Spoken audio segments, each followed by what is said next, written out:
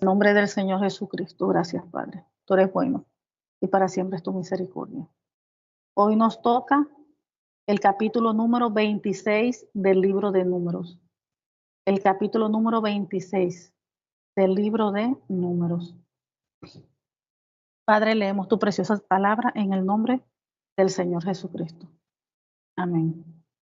Tiene por título el capítulo Censo del pueblo de en Moab. Aconteció después de la mortandad que Jehová habló a Moisés y a Eleazar, hijo del sacerdote Aarón, diciendo: Tomad el censo de toda la congregación de los hijos de Israel de 20 años arriba, por las casas de sus padres, todos los que pueden salir a la guerra en Israel.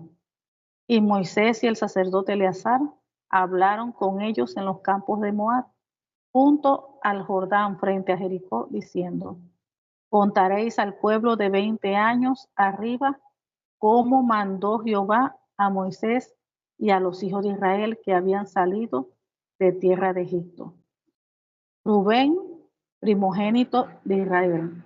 Los hijos de Rubén: Enoc, la familia de los enoquitas; de Falu, la familia de los faluitas. Vamos a detenernos aquí un momentico. Vamos a detenernos aquí en este versículo. Porque aquí el Señor, el Dios Todopoderoso, estaba mandando a Moisés y a Eleazar, como dice aquí el sacerdote Aarón, para que hicieran un censo. Que es un censo para que ellos contaran al pueblo. Recuerden que el censo se hacía era normalmente en los hombres. No se contaban las mujeres y los niños porque ellos no iban a la guerra. Contaban eran los hombres. Entonces aquí Dios había mandado, dice, toma el censo, o sea que contaran, ¿verdad? Tomen el censo de toda la congregación de los hijos de Israel de 20 años arriba, por las casas de sus padres, todos los que puedan salir a la guerra. O sea, el censo era para los hombres. Se les mandó a Moisés y a Eleazar que tomaran el censo de los hombres de 20 años arriba.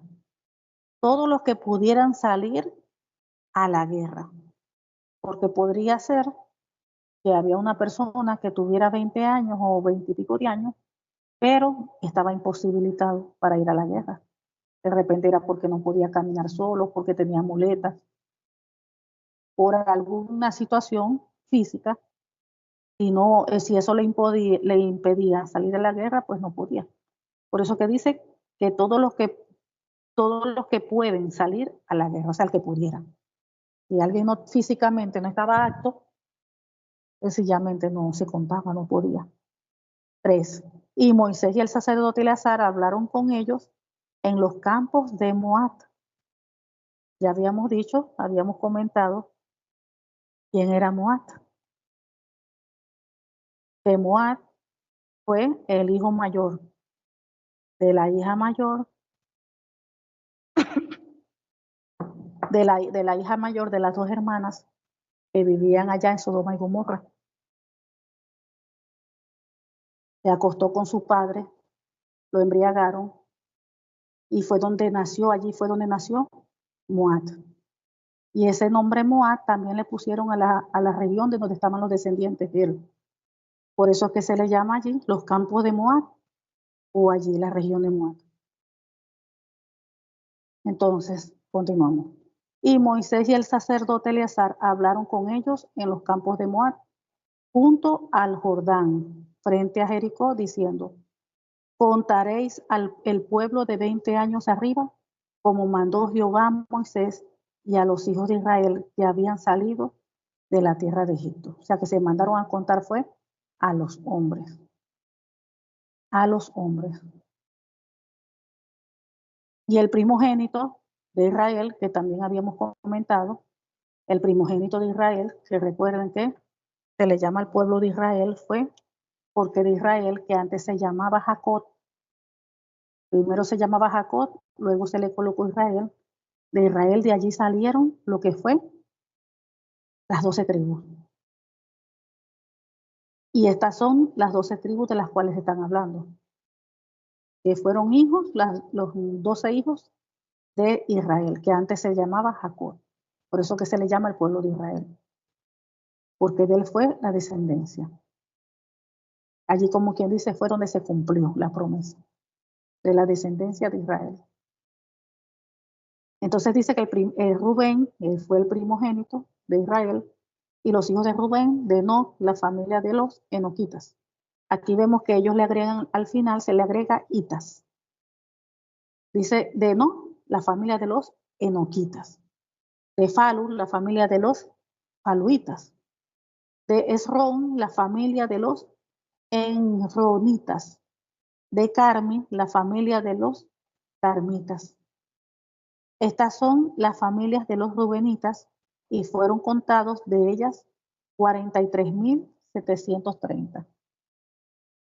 Los hijos de Falu, Eliat, y los hijos de Eliat, Nemuel, Datán y Abirán. Estos Datán y Abirán fueron los del consejo de la congregación, que se rebelaron contra Moisés y Aarón con el grupo de Coré, cuando se rebelaron contra Jehová. Y la tierra abrió su boca y los tragó a ellos y a Coré. Cuando aquel grupo murió, cuando consumió el fuego a 250 varones para servir de escarmiento, mas los hijos de Coré no murieron. Fíjense, Coré el padre murió, pero sus hijos no murieron. Eso quiere decir que si ellos no murieron fue porque no apoyaron en lo que estaba haciendo el padre. Esa rebelión que el padre tenía, los hijos vieron mal eso, que no estaba bien. Y ellos no apoyaron al padre. Por eso es que ellos quedaron vivos, porque si ellos hubiesen apoyado al padre en la rebelión, ellos hubiesen también muerto. Hubieran muerto como los demás. Pero aquí se vio que sus hijos quedaron vivos, mas los hijos de Coré no murieron. Eso fue que no apoyaron la rebelión del padre. Fueron inteligentes. Y aquí vemos cómo el Señor siempre castiga al pecador. Aquí vemos cómo ellos se rebelaron, murmuraron, hicieron murmurar al pueblo, pecaron. Y el Señor mandó una plaga. No, aquí fue cuando aquí fue cuando la tierra se abrió y los tragó. En las otras, ahora más adelante vamos a ver cuando la tierra se abrió. Pero aquí fue cuando la tierra se abrió y los tragó. En el otro ejemplo que más adelante vamos a leer, ahí es donde le da la plaga. Entonces aquí vemos que siempre el Señor, Dios, hay una consecuencia en los actos de uno. Consecuencias para uno cuando uno hace el bien y consecuencias cuando la persona hace el mal. Ellos hicieron el mal, pecaron contra Dios y la paga fue la muerte. La paga fue la muerte. La tierra se abrió y los consumió a ellos y su familia. Los que se salvaron de ellos fueron los hijos de Coré. Los demás murieron. Sigue. Los hijos de Simeón por su familia, de Nemuel, la familia de los Nemuelitas, de Jamín, la familia de los Jaminitas, de Jaquín, la familia de los Jaquinitas, de Sera, la familia de los Seraitas, de Saúl, la familia de los Saulitas. Estas son las familias de los Simeonitas, 22.200. Los hijos de Gad por sus familias, de Gesfón, la familia de los Jefonitas, de Agui, la familia de los Agitas, de Suní, la familia de los Sunitas, de Onsi, la familia de los Eritas, de Onsi, la familia de los Oncitas, de Eri, la familia de los Eritas, de Arod, la familia de los Aroditas, de Erili, la familia de los Arelitas. Estas son las familias de Gad, y fueron contados de ellas 40.500. Los hijos de Judá, y Onán, y Onán murieron en la tierra de Canaán. Y fueron los hijos de Judá, sus familias, por sus familias, de Sela, de la familia de Selaitas, de Fares, la familia de los faresitas; de Zera, la familia de los zeraitas. Y fueron los hijos de Fares: de Esrón, la familia de los esronitas; de Amul, la familia de los amulitas. Estas son las familias de Judá, y fueron contados de ellas 76.500. Los hijos de Isaacar por sus familias: de Tola, la familia de los tolaitas; de Fua, la familia de los funitas; de Jasub, la familia de los jasubitas; de Sinrón, la familia de los sinronitas. Estas son las familias de Isaacar, y fueron contados de ellas 64.300. Los hijos de Zabulón por sus familias: de Seret, la familia de los sereditas; de Elón, la familia de los elonitas; de Jahleel, la familia de los jahleitas. Estas son las familias de los zabulonitas, y fueron contados de ellos 70.500. Los hijos de José por sus familias: Manasés y Efraín. Los hijos de Manasés: de Maquir, la familia de los maquiritas. Y Maquir engendró a Galaad, y Galaad la familia de los galaditas. Estos son los hijos de Galaad: de Geser, la familia de los geseritas; de Elec, la familia de los elequitas; de Asriel, la familia de los arrielitas; de Siquén, la familia de los siquemitas; de Semida, la familia de los semidaitas; de Efer, la familia de los eferitas. Y Zelofead, hijo de Efer, no tuvo hijos sino hijas. Y los nombres de las hijas de Zeloead fueron Mala, Noa, Ogla, Milca y Tirsa. Estos son las familias de Manasés, y fueron contados de ellas 52.700. Estos son los hijos de Efraín por sus familias: de Zuleta, la familia de los Zutelaitas; de Bequer, la familia de los Bequeritas; de Taán, la familia de los Taanitas. Y estos son los hijos de Zutela; de Herán, la familia de los Eranitas. Estas son las familias de los hijos de Efraín, y fueron contados de ellos 32.500. Estos son los hijos de José por sus familias: los hijos de Benjamín por sus familias: de Bela, la familia de los belaitas; a Esbel, la familia de los esbelitas; de Airán, la familia de los airanitas; de Sufán, la familia de los sufanitas; de Ufán, la familia de los ufamitas. Y los hijos de Bela fueron Ar y Naamán. De Ar, la familia de los arditas; de Naamán, la familia de los naamitas. Estos son los hijos de Benjamín por sus familias, y fueron contados de ellos 45.600. Estos son los hijos de Dan por sus familias: de Suán, la familia de los suamitas. Estas son las familias de Dan por sus familias. De las familias de los suamitas fueron contados 64.400.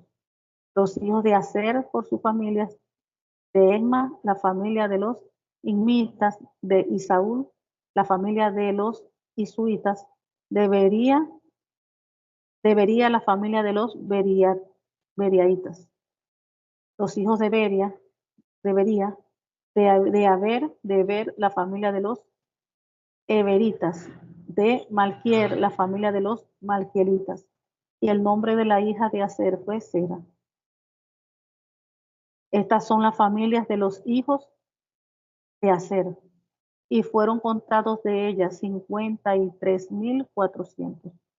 Los hijos de Nectalí, por sus mujeres: de Jazer, la familia de los jazelitas; de Guni, la familia de los gunitas; de Geser, la familia de los geseritas; de Silén, la familia de los silemitas.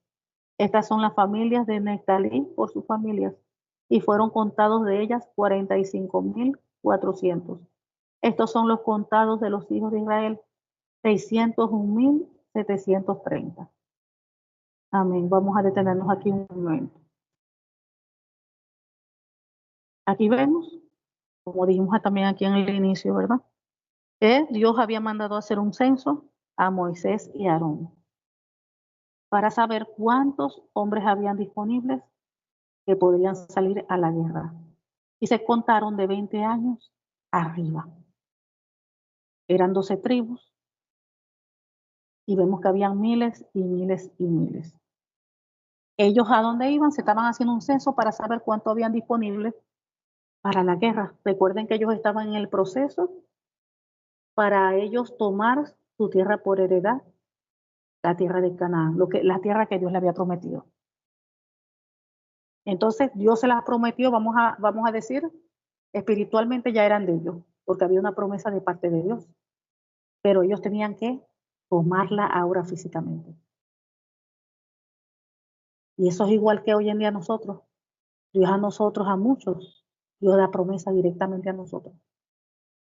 Dios da una promesa y espiritualmente ya eso está en nuestras manos. Pero físicamente hay que luchar. Físicamente hay que pagar un precio para ver esa promesa también realizada. Y te da una promesa de que de repente, un ejemplo, a una persona que la persona va a ser, va a tener esta carrera, tal carrera. Dios dio una promesa, algo que en el presente no se ve. Pero entonces, ¿qué tiene que hacer la persona? Tiene que empezar a comenzar a estudiar. Si no tiene las posibilidades, tiene que trabajar, ir reuniendo el dinero. O sea, tiene que de su parte también tener esa lucha, pagar el precio, para que eso que Dios le habló se vea concretado, se vea en la realidad. Y así mismo con nosotros. De repente viene Dios y le da una palabra a un hermano, una hija, un hijo, una hija de Dios, de que va a ser evangelista. O un hermano que va a ser evangelista. Ah, ok, ya Dios me ha dicho varias veces que voy a ser evangelista. Y el hermano ahí, sin hacer nada. No. Cuando Dios da una promesa, cuando Dios le habla a alguien de lo que Dios quiere hacer con la persona, la actitud de la persona, ya sabiéndolo y lo que Dios le va a utilizar en un futuro, tiene que buscar prepararse. Tiene que leer más la palabra, estudiar más la palabra. Si no sabía dar enseñanza, comienza a aprender a sacar sermones.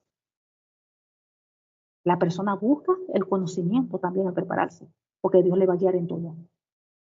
Hasta que llegue el día y el Señor lo levante para usarlo en lo que Dios le habló. En lo que Dios le habló. Entonces, igualmente, póngase otro ejemplo. Ay, Dios me habló de que Dios me va a utilizar en el canto. ¿Qué tiene que hacer la persona? Prepararse. Prepararse. Inscribirse en un curso de canto de algo para desarrollar la voz, porque en eso es que Dios le va a usar. Y así sucesivamente es en todo. Así sucesivamente. También vemos aquí que Dios los había mandado a contar a todos para ver cuántos habían, como les dije, porque ellos estaban en proceso para ir pues poseyendo la tierra de Canaán, lo que Dios le había prometido. Recuerden que todas esas tierras no estaban solas. Para ellos llegar y tomar las tierras, no. Ahí habían ciudades, gente viviendo. Y ellos tenían que ir a la guerra, entrar a la guerra con esa gente para tomar la tierra en posesión. Tomar la tierra en posesión. Entonces, si eso lo llevamos hoy en día a la actualidad de nosotros, eso todavía en parte está vigente. En poseer la tierra que Dios nos da, eso está vigente. ¿Cuál es la tierra hoy en día que el Señor nos da para posesión? Porque dice la Biblia que todo lo que pisare la planta de vuestros pies es tierra santa, tierra bendecida por Dios, es tierra vuestra, es nuestra. Donde, por ejemplo, donde usted esté trabajando, esa es la tierra que Dios le da a usted por heredad para que la conquiste en su trabajo. Otra tierra que nosotros tenemos por heredad es nuestro hogar. Los hermanas que sus parejas están inconversos, los hijos, también tienen que hacer allí su trabajo. Tienen que hacer su trabajo. Y ese es el principal trabajo. Porque de nada sirve buscar las almas de afuera, pero las de su casa están perdidas. No, enfóquese en las almas de su casa. Ese es el primer ministerio que Dios da, su casa. Si su casa está bien, usted va a estar bien trabajando afuera para el Señor. Pero si su casa está mal, van a ir muy mal las cosas. Por fuera también. Porque eso lleva un principio. Eso lleva un principio. El que no sabe administrar bien su casa, ¿cómo va a administrar la iglesia? Entonces siempre el principio es el hogar. Enfóquese en la salvación de los que están en su casa. Ese es lo primordial. Entonces vemos cuál es nuestra tierra también por heredad, nuestra comunidad, donde cada uno de nosotros vivimos. Nosotros tenemos que conquistar esa tierra para el Señor, nuestro territorio, lo que el Señor nos ha entregado, allí donde nosotros vivimos. ¿Cuál es otra tierra que el Señor nos entrega por heredad? Los alrededores, la zona donde está nuestra congregación. La iglesia tiene que tomar en heredad, conquistar esa zona. Ahora, ¿cómo vamos a hacer? Conforme a la palabra. Bueno, que era lo que hacían ellos antes, guiados por el Señor, ellos iban y tomaban la tierra, se iban en guerra y mataban a todos los que tenían que matar, no dejaban a nadie vivo y la poseían. Pero hoy en día ya eso no es así. Recuerden que ahora estamos bajo la gracia, ya no estamos como en los tiempos de la ley, entonces ya no es lo mismo. Entonces vamos a ver qué nos dice la palabra del Señor. Si nosotros leemos el libro en Efesios, capítulo 6, versículos 12 dice, porque no tenemos lucha contra carne ni sangre, sino contra principados, contra potestades, contra los gobernadores de las tinieblas de este siglo, contra huestes espirituales de maldad en las regiones celestes. Fíjense lo que dice, porque no tenemos lucha contra carne, contra sangre y carne. ¿Quiénes son? ¿A quién se está refiriendo? Que nosotros no tenemos lucha, nuestra guerra no es contra las personas. Las personas son las que son de carne y hueso, que tienen sangre. Entonces nuestra guerra, nuestra lucha no es contra ellos, sino que dice es contra los principados, potestades, contra los gobernadores de las tinieblas de este siglo. O sea que nuestra conquista es una conquista espiritual. Es una conquista espiritual. Atando y echando fuera todos esos principados, todas estas potestades alrededor de nuestra comunidad, en los alrededores de la zona de la iglesia, donde trabajamos. Es una conquista espiritual. A tal paralizar todos esos principados, desplazarlos. Por medio de la guerra espiritual, liberar a la gente.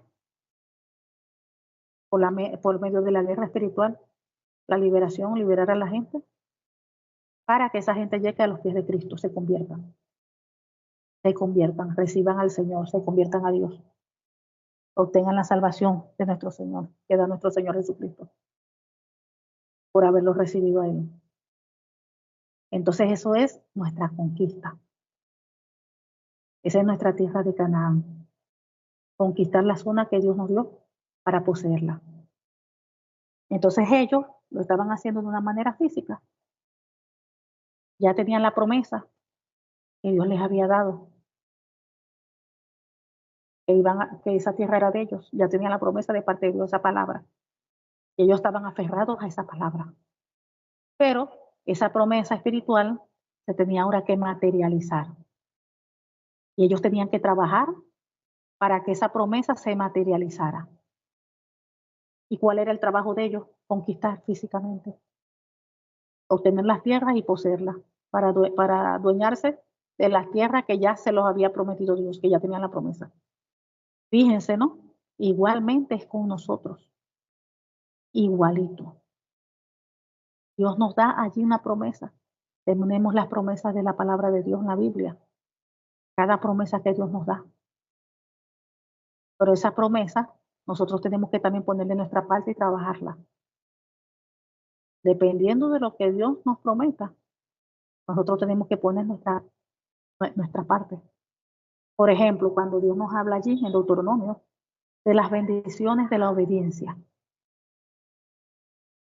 O sea que el hecho de yo ser obediente a la palabra, de cumplirle, de vivir la palabra, todas esas bendiciones que dice allí dice que me alcanzarán, ni siquiera las busco, me van a alcanzar.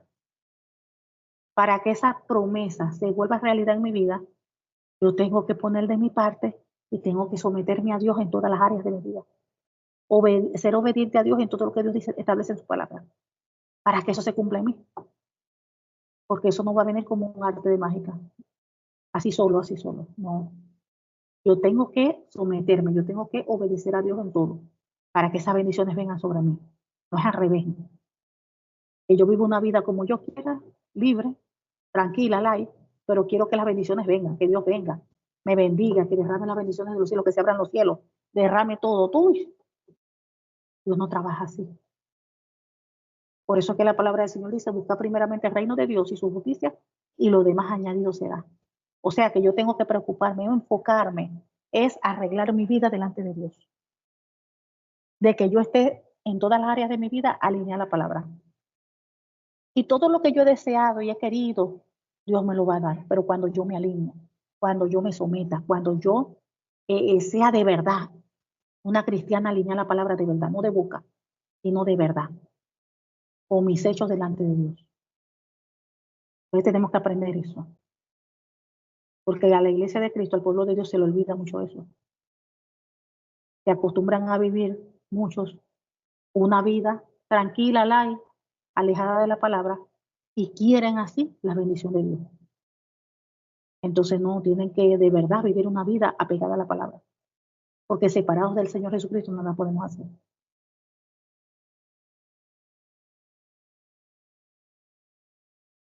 Y para que se entienda más, ¿no?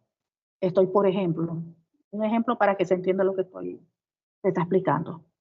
Hay personas todavía, hombres y mujeres cristianas, que se van a fiestas mundanas y todavía bailan canciones mundanas, todavía practican las cosas del mundo. Y tú de repente vas a visitar un hermano que es cristiano, pero ahí tú lo ves escuchando música del mundo. Tú vas a visitar una hermana y tú la ves todavía escuchando música del mundo. O de repente tú la ves todavía diciendo vulgaridades, groserías. Y es cristiana. Y va los 7 días continuos a la iglesia. A eso es que yo me refiero. A eso es que yo me refiero. Que nosotros tenemos que alinear todas nuestras áreas a la palabra. También en 2 Corintios 10, del versículo 3 al 6 dice, pues aunque andamos en la carne, no militamos según la carne, porque las armas de nuestra milicia no son carnales, sino poderosas en Dios para la destrucción de fortalezas. Fíjense, nuestras armas no son carnales, como aquí estamos leyendo. El pueblo de Israel tenía que irse a la guerra y matar a toda esa gente, acabar con todo para ellos, tomar en posesión esa tierra que Dios les prometió. Hoy en día no tenemos que hacer eso, jamás, porque Dios no quiere la muerte para el que muere. Las cosas no las vamos a tomar físicamente en el sentido así como en el pueblo de Israel, que tenían que adquirir, poseer y matar a la gente y para poseer la tierra otros no. Nuestra guerra es espiritual. Y nosotros no tenemos armas naturales como ellos la tenían. Espada y todas esas cosas naturales. Nuestras armas son espirituales. Sí tenemos espada, pero es espiritual. Tenemos escudo, tenemos todo. Pero con las armas espirituales que Dios nos ha dado. Y como nuestra lucha no es contra las personas, porque no es contra carne y sangre, como dice allí, sino contra principados y potestades, contra ellos va a ser nuestra guerra. Por eso es que a veces se vive tanta lucha, tanta guerra espiritual que vivimos. Es por eso, por todos los principados, potestades, todos los que están en la región donde nosotros vivimos. También donde están en la región donde están nuestras congregaciones. Hay muchos ataques, mucha guerra, y más en estos tiempos, por ellos, por el mundo de las tinieblas. Por el mundo de las tinieblas. Entonces sigamos. Gloria a Dios. Ajá. 52. Y habló Jehová a Moisés diciendo, a esto se repartirá la tierra en heredad, por la cuenta de los nombres. A los más darás mayor heredad, y a los menos y a los menos menor, y a cada uno se le dará su heredad conforme a sus contados. Pero la tierra será repartida por suerte, y por nombres de las tribus de sus padres heredarán. Conforme a la suerte será repartida su heredad entre el grande y el pequeño. Fíjense. Ahí la tierra las iban a repartir y se había establecido, Dios había mandado, Jehová, que la tierra se iba a dar de acuerdo al tamaño de la familia. Mientras las familias sean más numerosas, la porción de tierra iba a ser mayor. Mientras la familia tenía menos, se le iba a dar menos. De acuerdo a la cantidad de familias, de número de personas, de acuerdo a eso se le iba a dar la porción de tierra. Así se había establecido. Y que iban a repartir las tierras por suerte. O sea que nadie iba a escoger, sino que iban a hacer algún tipo de sorteo y al que le tocara, le tocara. Pero claro, se iba a dar de acuerdo al número donde estaba ubicada la tierra, iba a ser todo por sorteo, nadie iba a escoger. Bueno, yo escojo allá, en aquella parte del norte, que aquella me gusta más, no. Iba a ser por sorteo. Le iba a tocar en la tierra donde estuviera ubicada por sorteo, pero se le iba a dar de acuerdo al número, el número de la familia, la cantidad de tierra, dependiendo de cuántos había. Si habían pocos, menos tierra, y si habían más, era más la tierra. 57. Dice aquí censo de la tribu de Leví. Los contados de los levitas por su familia son estos. De Gerson, la familia de los gersonitas. De Coat, la familia de los coatitas. De Merari, la familia de los meraritas. Estas son las familias de los levitas. La familia de los limnitas. Las familias de los hebronitas. La familia de los malitas. Y la familia de los musitas. La familia de los coreitas. Y Coat engendró Amram. La mujer de Amram se llamó Jocabel, hija de Leví, que le nació a Leví en Egipto. Esta dio a luz de Amram a Aarón y a Moisés y a María, su hermana, o sea que era la mamá de Moisés, de Aarón y de María, su hermana. Y a Aarón le nacieron Nadab, Abiú, Eleazar e Itamar. Pero Nadab y Abiú murieron cuando ofrecieron fuego extraño delante de Jehová. ¿Recuerdan ese caso? Apenas recién estaba ya comenzando ya a trabajar lo que es la parte del tabernáculo. Y ellos cometieron un error, ofrecieron un fuego extraño, un fuego como Dios no había dicho. Y ese error les costó la vida.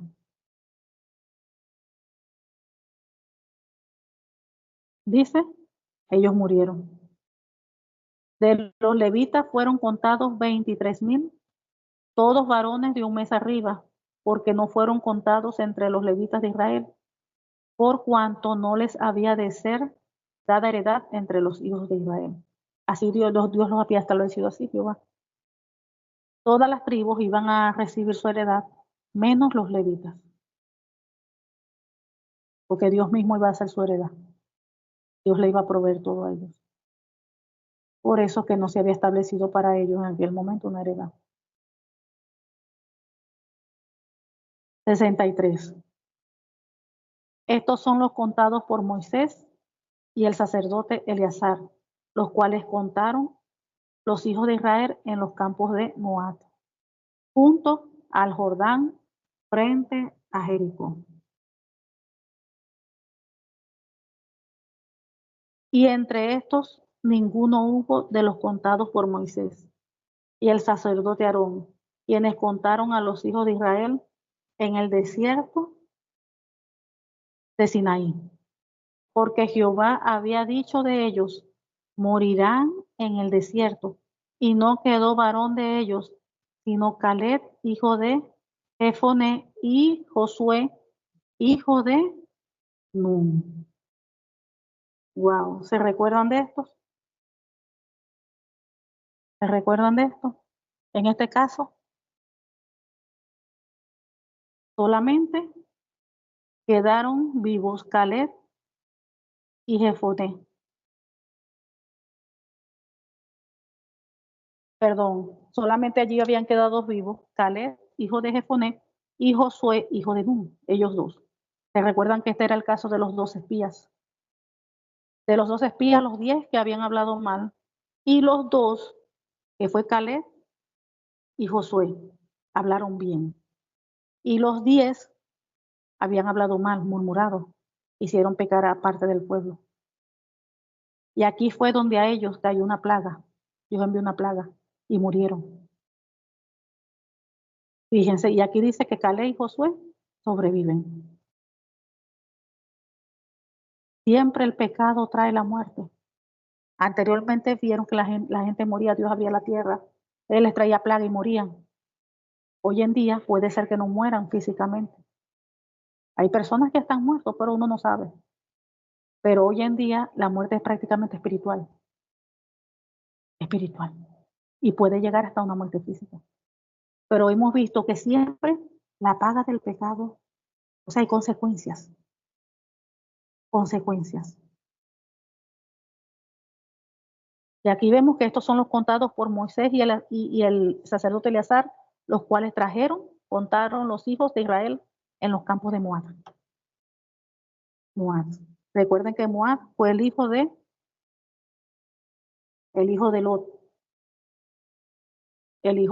con su propia hija, la mayor, con su propia hija. Y allí en esos campos de Moab vivían sus descendientes, los de Moab, que fue el hijo mayor de Lot. Lot sin consentir, fue la hija que embriagaron a su padre para tener relaciones con él. Y de ahí fue que salió Moab. Entonces aquí vemos que después de toda esta tragedia, sobreviven ¿qué? Los que hicieron lo correcto. Sobreviven los que tuvieron alineado la palabra.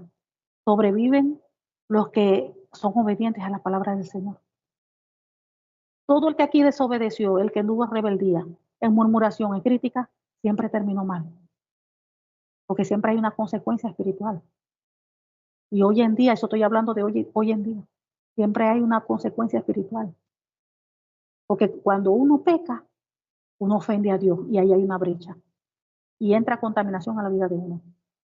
Por eso es que uno tiene que estar todos los días poniéndose a cuenta con Dios para cerrarle cualquier puerta al enemigo.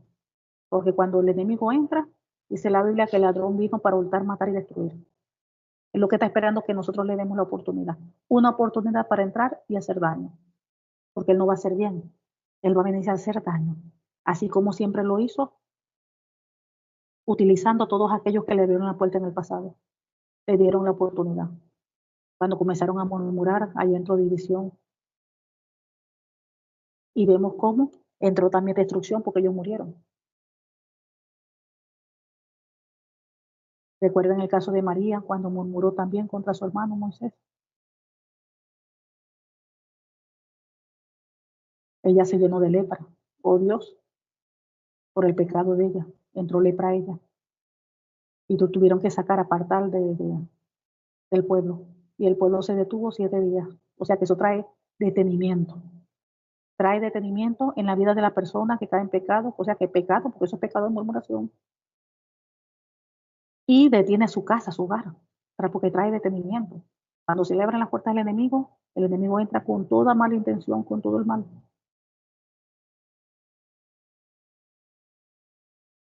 Entonces vemos que hoy sigue estando activo todo eso, solo que ahora es de manera espiritual. Pero sigue. Por eso que nosotros tenemos que vivir vidas apartadas de todo tipo de pecado, de todo lo que a Dios le ofenda.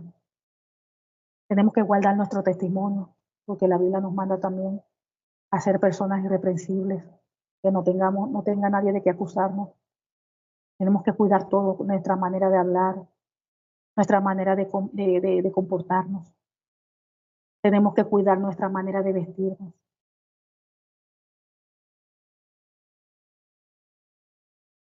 Hay cristianos, cristianas, hijas de Dios, hoy en día salen a la calle con chorcitos, con blusitas cortas. Pues nosotros tenemos que meditar en todo esto, porque la santidad es por dentro, por fuera, por todo. De repente yo ven y me tape bien, ande con un vestido largo hasta el tobillo, pero me gusta criticar, murmurar, juzgar.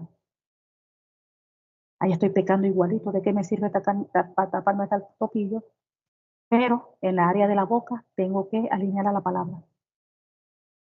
Todas las áreas deben estar alineadas a la palabra. Mi boca, mi cuerpo, mi manera de pensar, de actuar. De repente venga y no me ayuda, no me gusta ayudar al prójimo, al hermano. Veo que de repente en la iglesia está un hermano, una hermana que está pasando necesidad, no tiene que comer. Y yo teniendo dinero, teniendo comida. Y veo la necesidad, pero volteo la cara. Eso es pecado. Eso es pecado. Entonces todo esto son muchas cosas. No es solamente un área, son todas las áreas que tienen que estar alineadas a la palabra. Y nosotros como hija de Dios, hijos de Dios, tenemos que cada día buscar perfeccionarnos. Porque Dios mismo lo dice, sé santo porque yo soy santo. Y sé perfecto porque yo soy perfecto. Eso quiere decir que sí, claro que sí. ¿Se puede llegar a un estado de perfección? Claro que sí. Y un estado de santidad. Porque Dios así lo exige. Todos los días nosotros tenemos que trabajar en eso. Padre amado, te damos gracias, Señor. Gracias por tu palabra. Gracias porque tú eres fiel. Porque tú eres justo, verdadero, Padre. Te pedimos que esta tu palabra penetre nuestras vidas, nuestros corazones, Señor. Y produzca fruto a 100 por 1. En el nombre del Señor Jesucristo sellamos esta tu palabra en nuestros corazones con tu preciosa sangre, Señor Jesucristo, y con el Espíritu Santo de Dios, en el nombre del Señor Jesucristo. Amén. Gloria a Dios.